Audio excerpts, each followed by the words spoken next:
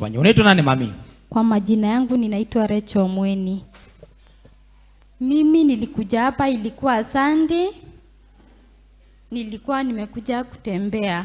Nilipokuja siku ya Sunday nikasikia mchungaji akisema kuna mtu anataka kufungua biashara yake hapa.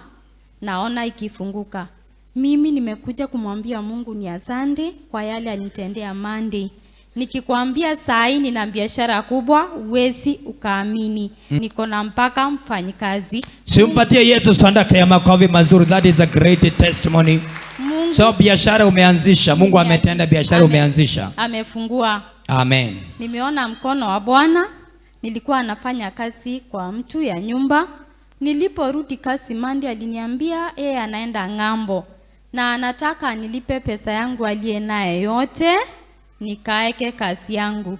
Na mimi nikamwambia ni sawa. Nilipopewa pesa yangu mimi nilienda kufungua kazi na nikaona mkono wa Mungu. Amen.